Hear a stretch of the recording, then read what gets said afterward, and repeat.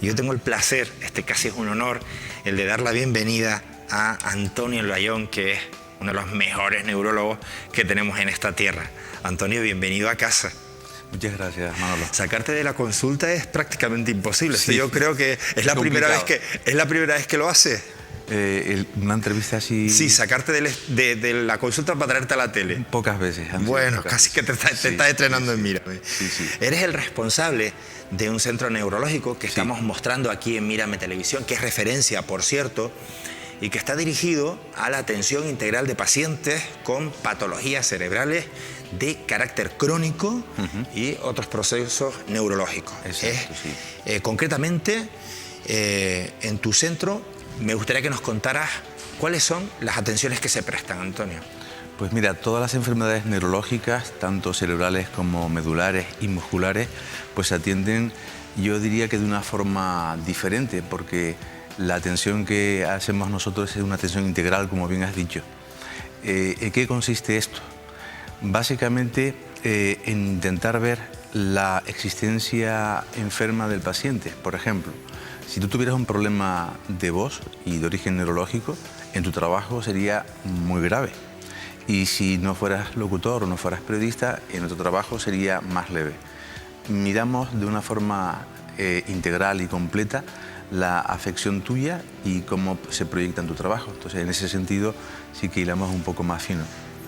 ¿Por qué te hiciste neurólogo? No lo sé, yo creo que por vocación. O sea, ¿Y qué has descubierto en esta especialidad? La parte, yo diría que dolorosa de la familia, más que del paciente, de la familia. Quizás porque la patología neurológica conlleva una cronicidad y una discapacidad severa, pues los familiares prácticamente son el tercer enfermo, ¿sabes? Es bastante duro, pero bueno. Oye, Antonio, ya que te tenemos aquí, vamos a hablar hoy concretamente del ictus. ¿Qué es un ictus? La palabra ictus, al igual que accidente vascular cerebral o al igual que apoplejía, son diferentes términos para la misma enfermedad.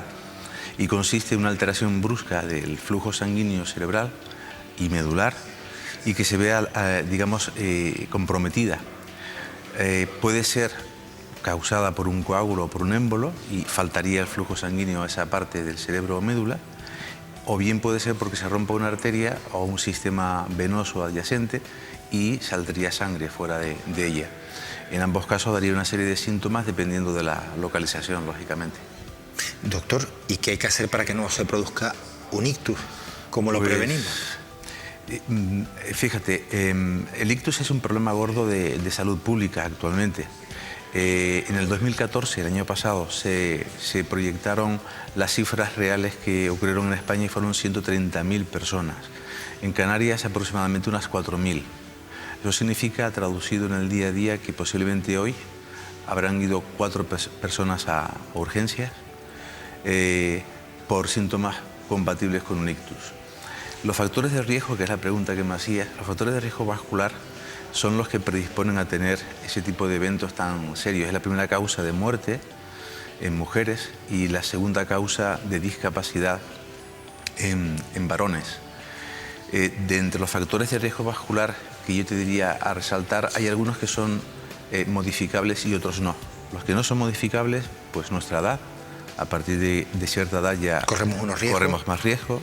El sexo, el ser varón corre más riesgo que la mujer en padecerlo. Factores genéticos, pero hay otros que se pueden controlar muy bien. ¿Como por ejemplo? La hipertensión arterial, la diabetes, el padecer de azúcar, el aumento de colesterol o de grasas en la sangre, el hábito tabáquico, el consumo excesivo de alcohol. Son factores que se pueden controlar muy bien y que sin embargo no se llevan a cabo, con lo cual la incidencia de mortalidad sigue siendo bastante alta. Y hablabas tú dices, Antonio, hoy 4 personas habrán ido a urgencias con síntomas que pudieran ser compatibles con un ictus, ¿no? Pues fíjate, entonces dices, ¿cuáles serían esos síntomas? ¿Qué se nota uno? Y buena pregunta, porque se publicó una estadística y una encuesta que se hizo a los pacientes y solamente 63% sabían que era un ataque cerebral. El resto no, 40% prácticamente no lo sabía. Los síntomas más importantes serían debilidad o pérdida de fuerza en una parte del cuerpo o falta de sensibilidad en una parte del cuerpo. Generalmente puede ser en el lado derecho o en el lado izquierdo. Dificultad para hablar, pérdida de visión por un ojo o por ambos, aunque sea transitoria, es un signo de alarma, dolor brusco de cabeza o inclusive la sensación de tener un vértigo y un cuadro confusional agudo. Esos son síntomas de alarma y ante esos síntomas yo creo que lo más importante sería llamar a urgencias, a la medicalizada o acudir a un centro médico. Esos síntomas se pueden tener en cuenta a la hora de prevenirlos, es decir, hay gente hipertensa, mal controlada, o una diabetes a su vez mal controlada, o cifras de colesterol muy altas, sedentarismo, que es importante la actividad física, que si lo presentan deberían de hacerse un chequeo médico, un chequeo neurológico, para saber el grado de riesgo que tienen a la hora de manifestar una enfermedad tan grave. ¿Qué consecuencias puede traer un ictus, doctor? Pues en el peor de los casos, la muerte ocurre en el 30% de los pacientes, 30 de cada 100 fallecen. Y de los que sobreviven, en el 40% quedan con una discapacidad grave. Yo escuchaba a esta mujer que ha sido impactante lo que ha dicho. Pues imagínate una persona joven que no se cuida y que va a trabajar y tiene un ictus y queda pues en silla de ruedas o queda discapacitado. Es horrible, ¿no? Pues es la segunda causa más importante, el ictus en España. Y en Canarias estamos detrás de Madrid en la frecuencia y en la incidencia, o sea, es muy alta. Antonio, fíjate, decías antes que la edad, bueno, pues una persona con más edad tiene más riesgo de sufrir un ictus. Sin embargo, acabas de decir que una persona joven se puede ver abocada a estar en una silla de ruedas, porque últimamente se están viendo más casos. Yo creo que la obesidad, los factores de riesgo como la obesidad, la falta de actividad física, cada día vamos más al trabajo y vamos más pendientes de lo que tenemos que hacer que de cuidarnos. Una diabetes mal controlada, comidas de empresa, la actividad que uno hace en el día a día no es tampoco demasiado sana con el nivel de estrés. Todos esos factores influyen para que exista un mal cuidado en lo que es la salud personal.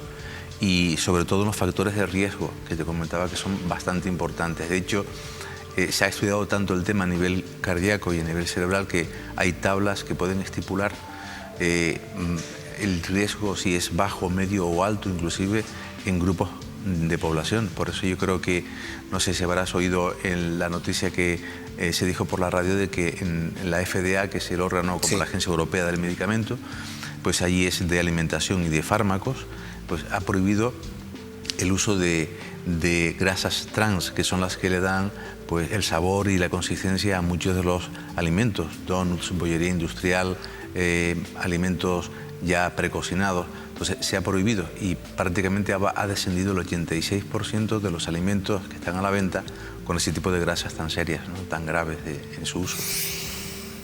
No sé si es una leyenda urbana, Antonio, o que hay de cierto en que un ictus que afecta a una persona joven, digamos que tiene más riesgo de perder la vida que un ictus que afecta a una persona mayor. Habitualmente es por la causa.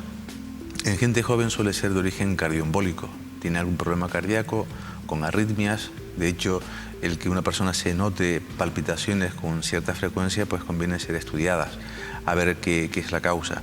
Y lógicamente, si se forma un émbolo a nivel cardíaco y la primera salida puede ser o a nivel cerebral o a nivel de extremidades inferiores o de brazos, lógicamente la gravedad en esa persona es mucho mayor que una persona de mayor edad y que tiene ese tipo de problemas, porque son habitualmente crónicos, no son bruscos, ¿no?, como ocurre con frecuencia.